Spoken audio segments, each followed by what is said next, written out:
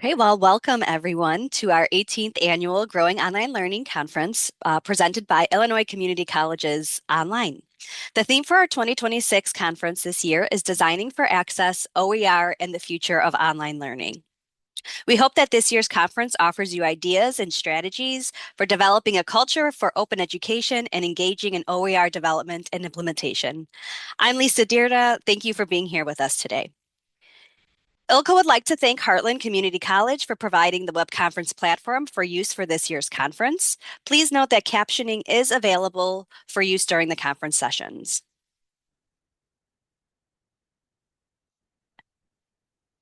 On our schedule, briefly for the next 3 days is on the screen and can also be found at the conference website at ilco.net under Resources and Events. The link to attend the live sessions will also be found on the conference website at ilco.net under Resources and Events. And should you have any questions, please feel free to reach out to Jeff Newell at jeff.newell@illinois.gov. Okay. As a quick note for our participants, we ask that everyone stay muted when not speaking, and there will be a Q&A period at the end of the presentation. Amy, I'll let you jump in with your slides here. Okay, so I think you need to stop sharing Yep. for me to start sharing. Yep, I'm just trying to get there we go. Okay, how's that? Looks good. Okay. Okay, our keynote presentation this morning is the importance of community in support of OER with Amy Hofer, statewide open education program director for the Open Oregon Educational Resources. Amy has led Oregon's OER program for higher education since 2015. She will provide an overview of Oregon's state program and share lessons learned along the way that can be applied in Illinois and at your institution. Join your colleagues in concerning what a welcoming community of practice for open education can look like. Thank you for being here with us, Amy. Well, thanks so much for having me. And if anyone wants to follow along, the slides are at tinyurl.com/ilcco-OER. And thanks for introducing me. I will skip introducing myself. I'm going to try to keep an eye on the chat, and Lisa's also going to help me with that. So please feel welcome to ask questions or make any comments that you might have as we go along. And again, there's plenty of time for questions and conversation at the end here. So a little bit about our program. Open Oregon Educational Resources promotes textbook affordability for community college and university students and facilitates widespread adoption of open, low-cost, high-quality materials. You can visit openoregon.org to learn more about what's happening all across the state of Oregon. And just to tell you a little more about what we do, we've basically like three kind of buckets of activities. So the first is that we have a community of practice. We're considered a national leader in open education because of this community of practice. We have a point person at each of our 24 community colleges and universities. And we also have participation in our statewide program at every single institution, which to me feels really important in being able to say, yes, this is a statewide program. So another thing that we do is we regularly offer professional development opportunities for faculty and instructors to learn about open education. We do review workshops where you can earn a stipend for writing an in-depth review of a resource that you might adopt for your course. We also offer a stipend for participating in our equity and open education faculty cohort that was designed by Jen Claudini at Portland Community College. We offer grants to adopt, adapt, and create open educational resources. And you can see the through line here is we really do try to compensate people for their participation. I think that's really important. And then the third kind of bucket of what we do is policy support. So Oregon has three different textbook affordability related policies on the books in our state. So our program helps with implementation and also assessment of those policies. So that's a really brief background. And of course, I don't know all of you. And so what I thought we could do is a chatterfall, which is kind of what it sounds like. if you are able, just put a really short word or phrase into the chat. What's exciting about open education to you? And it could be student savings, open pedagogy. If you're a beginner, it could be that it's something new to learn about. Let's just kind of get a feeling for who's in the room and what you're interested in with a quick chatterfall. Ooh, two really good words have appeared: equity and access, savings, open ed practices, variety. Ooh, currency and options. We've got more people excited about student savings. I agree, it's so important. They're customizable, they're alternatives, equity, newish. I like that hedging word, student savings. More voices, being able to tailor to the course. Equity, access, cost saving, currency. Yes. Okay. I can tell that a lot of you are on the same page as me. So I'm going to be really brief here. I'm assuming that there's going to be a really full spectrum of expertise here in the room. And maybe there's someone who wants me to start at the very beginning, so I'm going to do that. If this is a review for you, I'll ask for your patience. But for me, the way in for open education has to do with the problem that textbooks cost so much that students can't afford to buy them.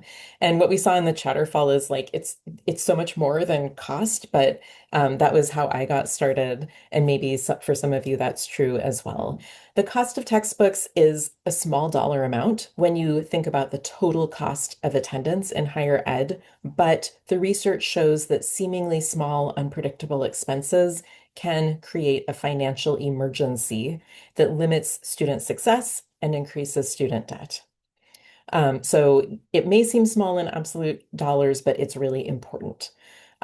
A survey of Oregon State University students that was conducted by Stephanie Buck found that 61% of respondents do not purchase their textbooks because of high costs.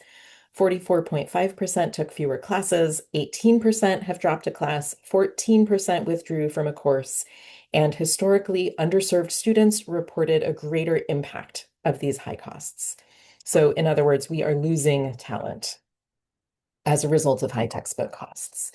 And I want to tell you my origin story, and I've got links to a couple of other places to look for more OER origin stories here, because my story has to do with really, really something small. Um, and I've never taught with an assigned textbook before because when I was in library school, I was an intern with Lori Townsend. She's now on the library faculty at the University of New Mexico, but at the time we were at Cal State East Bay in Hayward.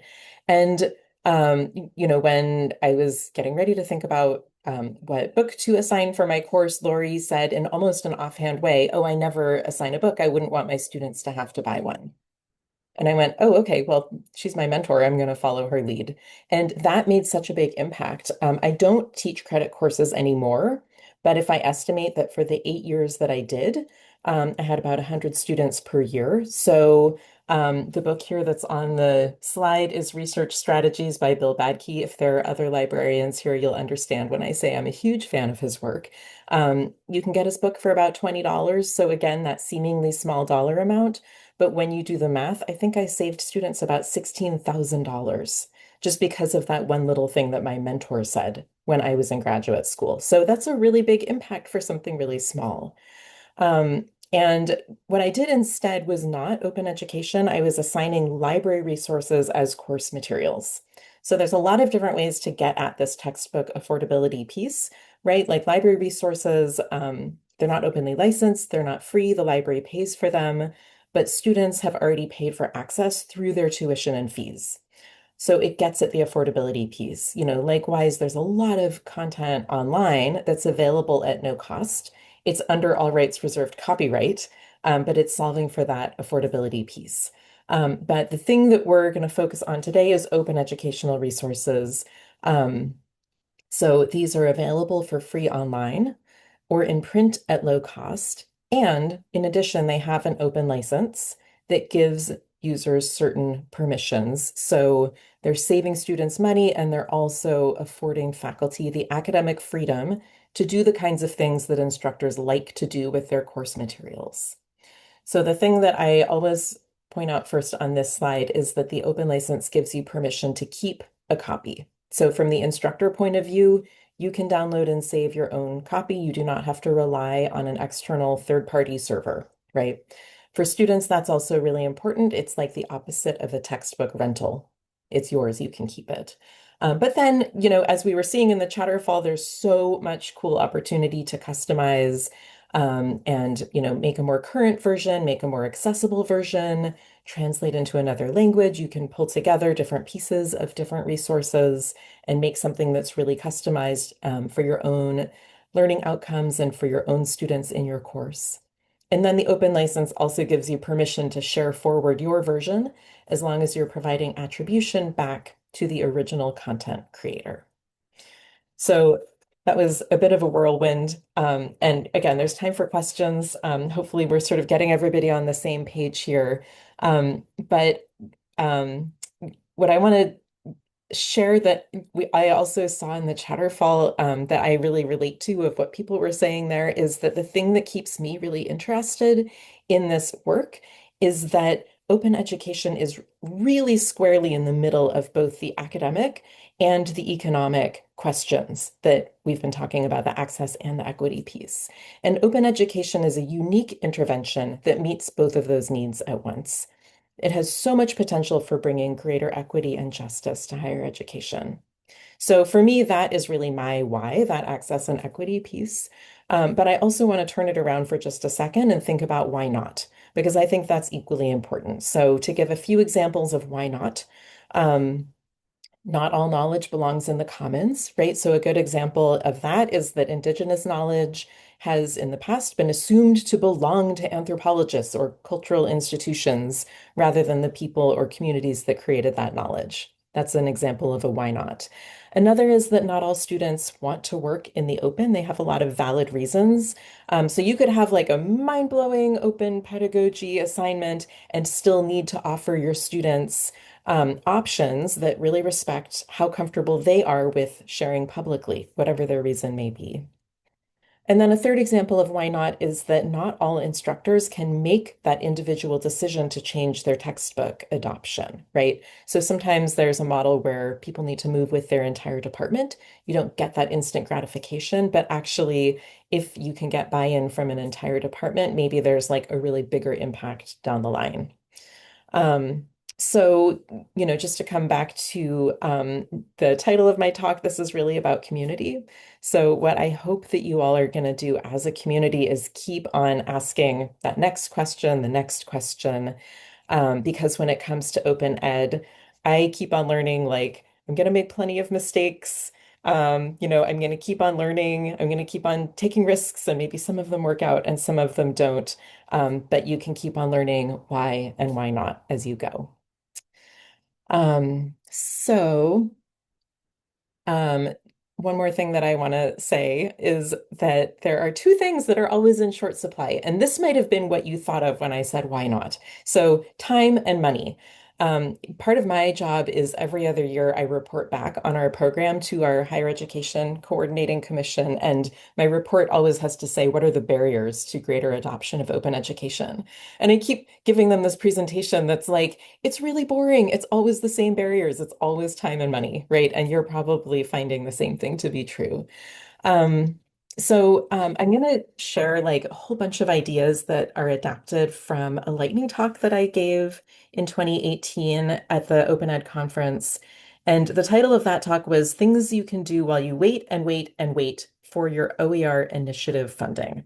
So that talk was about what you can do if you have time but not money. And of course, your mileage may vary based on how much time and money you actually have. So the best advice is maybe like start really small or maybe think really big, right? Like every situation is different. And in fact, when it comes to open education, the answers to most questions is that it depends.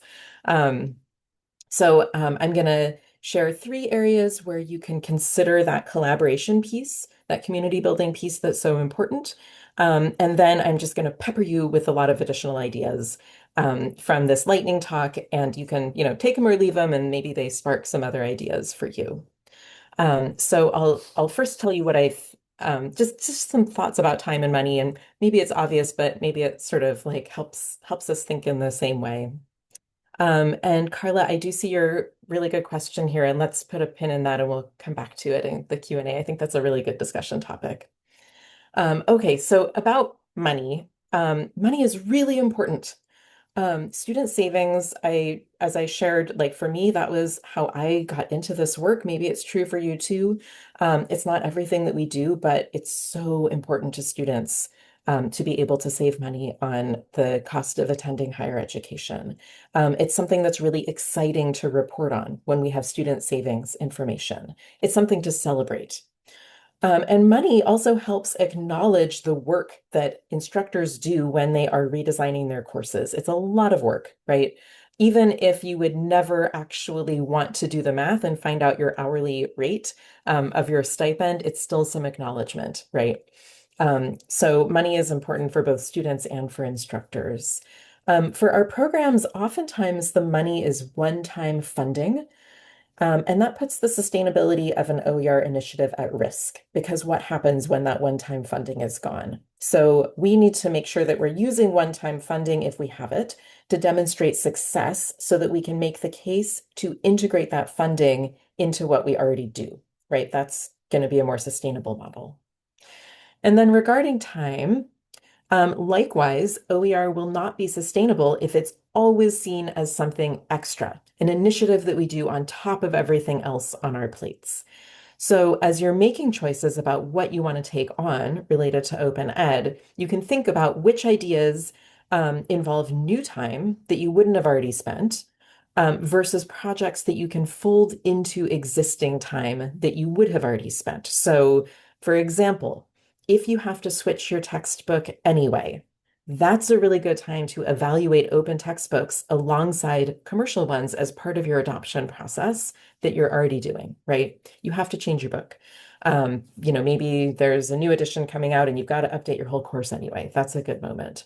So that said, this work is really exciting. It's really important. It's worth investing time in. But if you don't make that time, then you're going to burn out the people that you need to work with. So it is really helpful to have someone whose job is to be accountable for how the time and money is spent. And in Oregon, that's my full-time job. But it is never one person's job, right? Like I can't be successful unless I have a really deep bench of people who are doing the work on the ground at each institution. But I'm the person who's tracking the spending, reporting student savings, coordinating projects, right? So that's sort of a both and.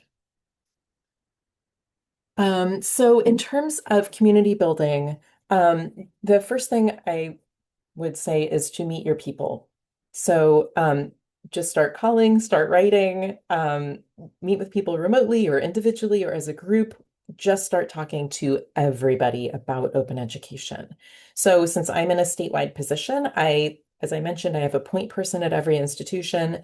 If you're at a single institution, you want to make sure you are talking with librarians, distance learning, accessibility services, student leadership, the bookstore, the registrar, the business office, institutional research. The list goes on. Open education really touches a lot of different units that sometimes do not necessarily have an existing relationship. So you can start meeting these people, you can start doing a charm offensive, and learn about what their workflows and processes look like and how they might intersect with open education. So you can start laying that groundwork, start understanding those processes. Um, and another really important group of people to meet is who might already be doing open education or textbook affordability at your institution. So an example, when I started my job in 2015, I found out that a really old friend of mine hadn't assigned a textbook for 10 years, and he signed all of his emails as the textbook curmudgeon. I had no idea, right, that he was already doing this work that I had been hired on to do. So these are the people that can give you a gigantic head start on talking to their colleagues. And also, they're the people that you might alienate them if you say, hey, we're going to do this brand new thing that nobody's ever done before, right? You don't want those people to be like, wait a second, I'm already doing this, right? They need recognition and they need to be celebrated for being like an existing bench of people that are already doing the work. So, meeting people, talking to people, this might be really simple to integrate into what you already do. It might not take new time because we're probably already spending a lot of time in meetings anyway, right? It's probably already a big part of your work to talk to people. So, this is something to add to that. Another idea about getting started is thinking about projects. And of course, this can take more time to do, but you might still be able to integrate it into existing initiatives. So coming up with project ideas, you want to think about like how will you meet a need? How will you find a team to collaborate to get it done? And what I'm showing you here on the screen is a screenshot of the OER FAQ that a group of Oregon librarians put together during the biennium that I mentioned when I had to wait for 11 months for our program funding. So we had time, but not money. Um, so this was built with open source software that was based on an idea from Meredith Farkas, who's a librarian at PCC, Portland Community College. And it was later moved out of Drupal and into GitHub by Jane Sandberg, who is now a librarian and web developer at Princeton. And the OER FAQ is a tool for instructors to try to answer their own OER questions or get help if they need it. And for me, it saves a ton of time because when I'm emailing with people or talking with people, I can send them a link to an FAQ page or I can copy and paste from there rather than having to rewrite the answer every time. So that's an example of a project you can think about, who do you want to work with? How will you determine the need? What problem do you want to solve? How will you share your project once it's done? Um, and how can it fit into areas where there's already resources allocated for this kind of work? And if you need to dial it back, like if you don't have enough time or money to actually do a project, you can think about a really small project. You can think about a project with a really small team, or you can start brainstorming and planning, but don't actually do the project, right? You might want to just have kind of some back pocket ideas for in case there starts to be time or money, you're ready to go. And you've already done that groundwork of thinking about things. And then the third and last kind of big idea that I want to share is OER impact research. This is a meteor hitting the Earth, so that's how I'm illustrating impact. So if you have more time capacity, you can plan a research project. And it does give you a really good reason to talk to all different kinds of stakeholders if you're planning a research project, right? Like bookstore managers and institutional research are two kinds of stakeholders that come to mind. Um, and it's also a good chance to think about how you're going to share your findings, right? Like you can do research that makes a contribution to the field of open ed, but you can also think more locally, like who would the audience be? What evidence would they need in order to sustain or increase your funding, or advocate that affordable textbooks should be a priority for when new funds become available? So, what do you need to know in your setting to do that kind of advocacy, right? You might need baseline data to determine current costs. You might need student survey data to demonstrate need. You might need textbook adoption data from the bookstore to discover who's already doing this work. And you can also think like, can you use existing data sources and kind of make an extrapolation to your local setting? Or do you really need to be able to say, like, at our institution, XYZ is true? Um, and, just thinking really specifically, if you are going that route, what do you want to be able to share to persuade a specific audience, like your board or your administrators, that this is important and that it's a real unmet need? Research is really time consuming. So, um, obviously you need to think about your own capacity in terms of time, but you can also kind of turn that around and think, well, if you have funding later, you might not have as much time to spend on research if you are starting to spend money because that takes a lot of capacity. So you might want to do some research to lay the groundwork now and think of it as possibly working ahead.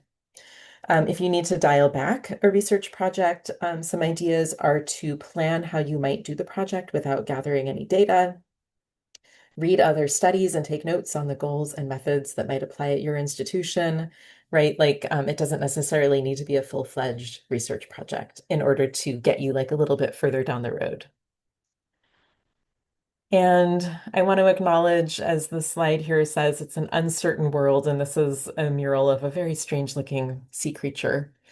So what I'm saying here is that I have found that I need a very high tolerance for uncertainty with open education work. I'm sure that you all can think of some things that you feel uncertain about. I do a lot of follow my nose and not knowing the outcome before I start something, right? Um, and that takes a lot of flexibility. This is Wendell, my cat, and he's sort of sleeping bent at a 90-degree angle. So it is very hard to be as flexible as Wendell. And it's also hard to feel that there's that scarcity of time and money when you know how important this work is and how much it means to students, and you know that faculty are really eager to help students. I've mentioned the three things of meeting your people and thinking about projects and thinking about gathering research data. But there's so many more things that you can do to gather and maintain momentum. So this is when I'm going to just throw a whole bunch of ideas out, lightning talk style. And let's talk more when we get to Q&A, because I'm sort of rounding the bend on what I want to say. So the ideas that I'm about to share are cost neutral. And I'm putting that in quotes because everything that you do takes time, right? Nothing is ever really cost neutral, but these can be done without actually having funding to spend. And of course, there's those two ways to think about time that I mentioned: new time that adds something to your plate, or things that are integrated into time that you already spend, or maybe a little bit of each in some cases. So I hope you enjoy these very goofy images of lightning strikes that I have. And I'm just going to run through these quickly. So you can run webinars. You can gather information on how other institutions or states are handling their programs. You can anticipate how you'll handle print copies of OER for people who need them. You can develop a faculty training curriculum. You can ask your student government to pass a resolution supporting your efforts. You can determine how your institution could mark low-cost and no-cost courses in the schedule. You could write a position description for someone to do open education full-time that you could have on hand if funding becomes available. You can make short videos of faculty or students to encourage more adoption or celebrate success. You could do a super deep dive on one course redesign with OER to really understand the process from the inside out. You could make a statewide group with one rep from each institution in the state.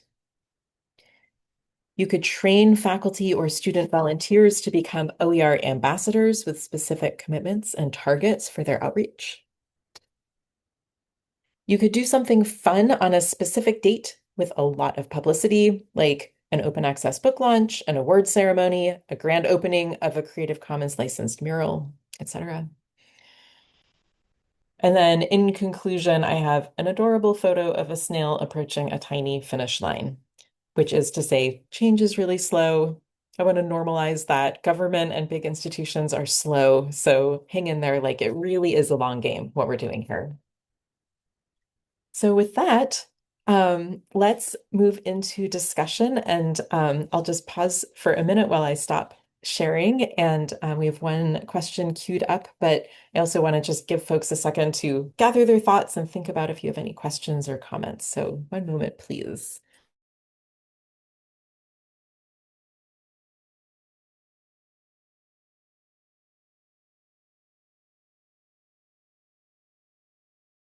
She knows. Oh, yeah, she knows.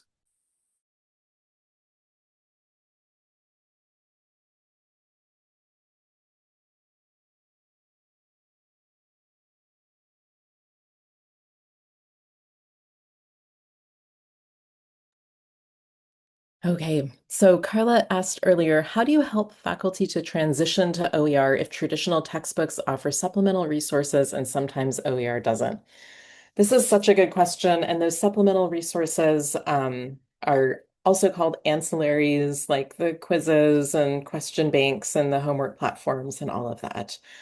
Um, so one thing that might sound counterintuitive, but I'm going to say it, is maybe those aren't the people that you start with, right? If you run across someone who's like, my textbook really works for me, it's like, great. I'm glad that your textbook is working for you. Maybe we can work with the bookstore to try to get a better deal on it. Bookstore managers are really experts at negotiating prices with publishers. Um, but that's not your low-hanging fruit of who to work with on Open Ed. If those folks do want to transition to OER, I have a couple of recommendations. One would be think about whether OpenStax has a book for them. OpenStax has maybe like 40 or 50 books in their library, so they kind of just have what they have.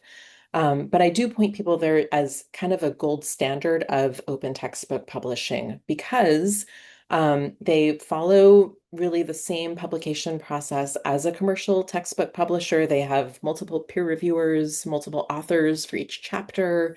They have an errata process, and they also offer ancillaries. They provide quiz questions, they provide slide decks. They also have like low cost homework platforms, low cost meaning like $40 or so. And um, they have an agreement where they won't have a non-competitive relationship with any of those homework platforms, meaning that the platforms are always competing with each other to keep prices down. They're not going to make a deal with one company that then can raise prices. So if OpenStax doesn't work, I will also mention, actually, let me start sharing screen again. So for Oregonians, I recommend the Open Oregon Resources page, and you all are welcome to look here as well. This is known adoptions in Oregon, and there are thousands of entries on this list. So I would say, do not browse. You can use the search box. You can search by discipline, and you can also use this checkbox to see the courses where ancillaries are available. And some of them are ancillaries that people have created, and some are situations where they came with the open educational resource. Thinking about different repositories that have information like this, OER Commons is another one where you can do a really nice filtered search by the type of material that's available. And I'll just show that since I've mentioned it.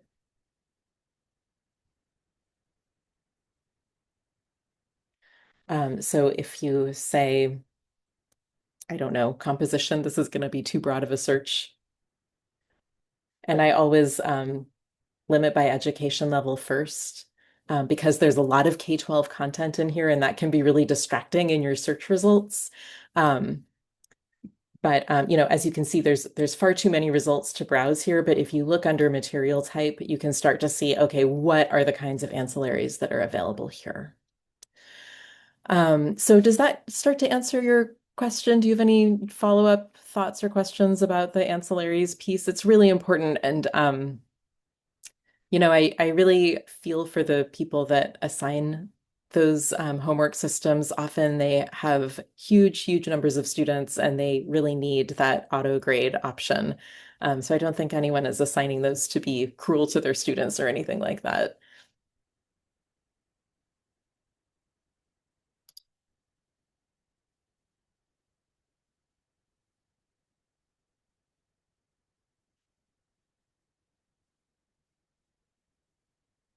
Okay, Carla's pausing. And I will say too, Carla, the one other thing I would say about this is that you can also advise people to check back in like a year because there's always new stuff coming out, right? So it might just be a matter of not no, but not yet. Okay, so Ritu says, are all OER textbooks accessible? Also, how do you ensure that the OER textbook you transition to will update information and data on a regular basis? Oh, these are really good questions. Thank you. Okay, so are all OER textbooks accessible? The answer with as with so many things is that it depends. Um, and I think the bigger context of your question might be that we're all facing this deadline to make public facing and student facing content fully accessible. Yeah.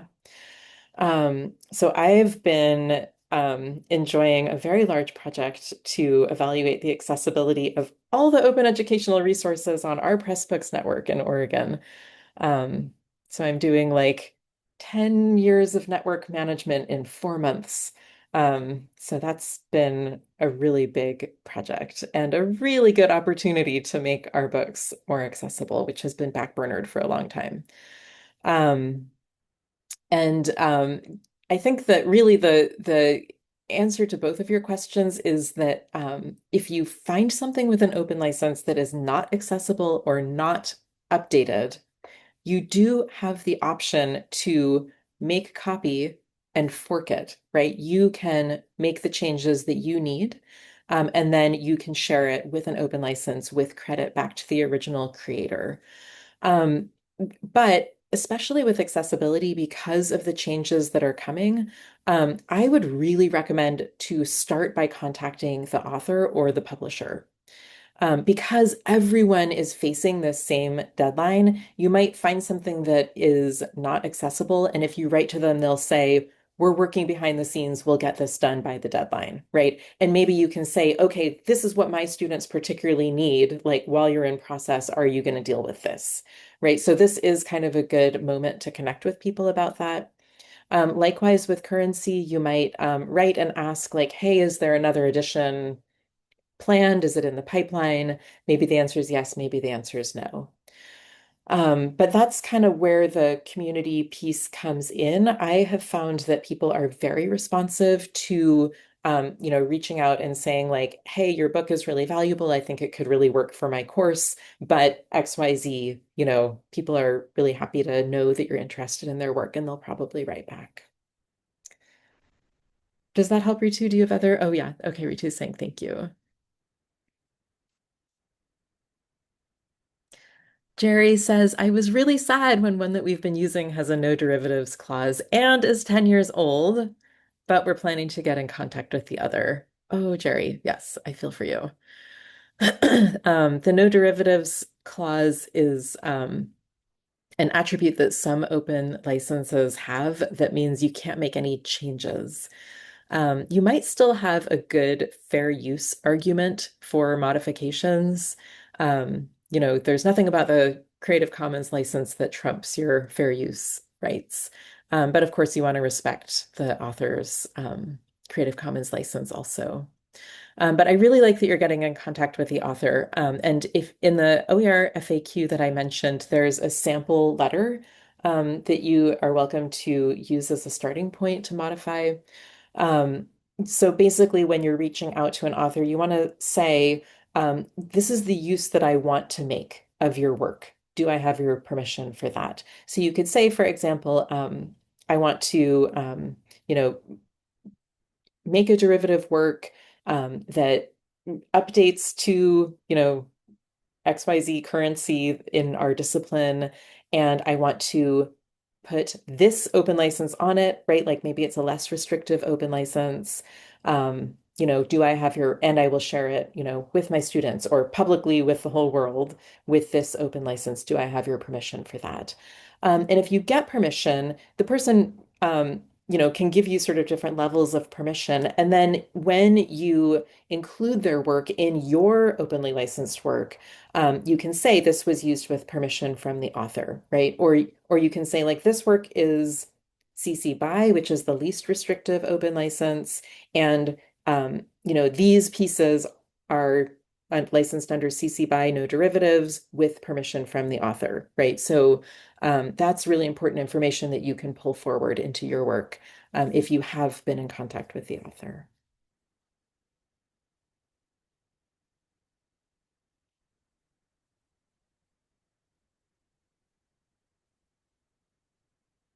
Since we're having a little bit of a pause, I will look for that sample letter. So 1 second here.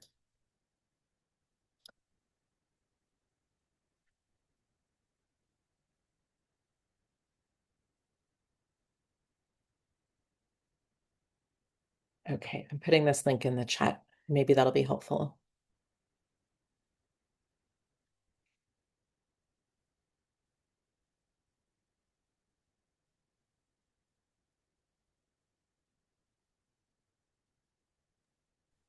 Do we have any more questions for Amy?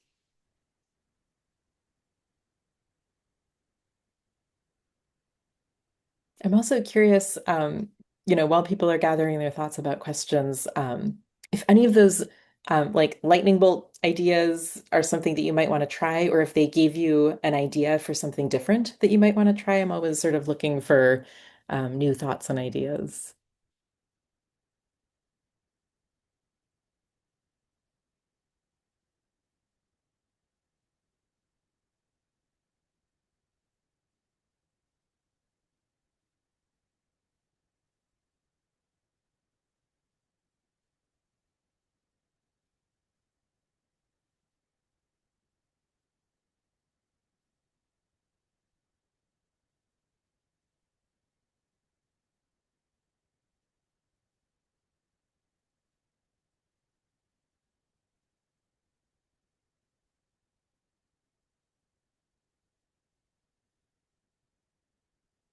We have a quiet group. And it's not before 9 a.m. for you all. It is for me.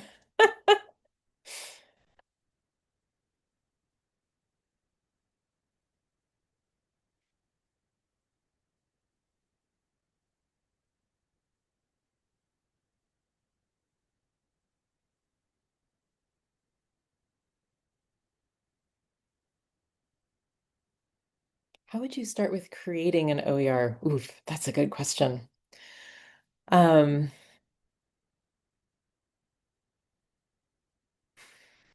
well, let me go back to time and money. So, um, I would encourage you to reach out to a librarian at your institution and get connected and find out what grant opportunities might be available to you. It might not necessarily be an open education grant. Sometimes it's like other professional development funding where you can make a case that open education work, is a good match for that funding source. But it's really creating an open educational resource can become a really, really big project, like bigger than you expect. So having some compensation and having some support is really important. Um, so that's the money piece. The time piece, when people apply for a grant with my program to create an open educational resource, to me, it's a stronger project if they are not starting from scratch. If someone is like, page one, chapter one, I'm going to start writing. That feels less feasible than someone who can say, like, I have a filing cabinet full of course materials that I'm ready to transform into something that's ready to share more widely under an open license, right? So thinking about what you already have, depending on the size of the project, it can be more feasible if you are working with colleagues and you can kind of share the load. And that collaboration piece can end up taking a lot of time, but also it can make the end product stronger. Um, and I think too, like another piece of planning is to kind of like think about the end product that you have in mind. Do you want something that will, be really polished? Maybe it's gone through peer review. Maybe it's like going to be something that you were able to put on your promotion and tenure portfolio, right? Or is it more like I need something that my students can use. I'm going to share it in the learning management system. This is just for my class, and it's going to be like really, really specific to what I exactly need, right? So thinking about that endpoint and then doing some backwards planning to think about like how much time would this take? How much funding would it take? Um, and then I guess the last piece is to just start small. Like once you have kind of a picture of where you want to end up, what is the smallest unit of work that you can do and bite off something really small and like kind of get your feet wet and find out who can support you with the work. And just, make sure that this is something that you want to commit to before you really jump in with both feet. Um, so anyway, I'm very excited that you're thinking about it. Good luck.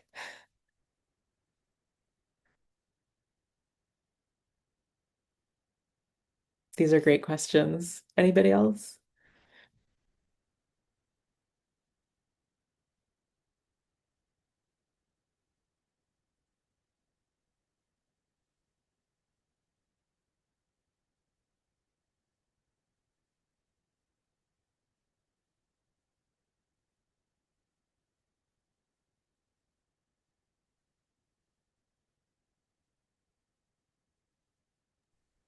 Okay, I think I will wrap us up here then.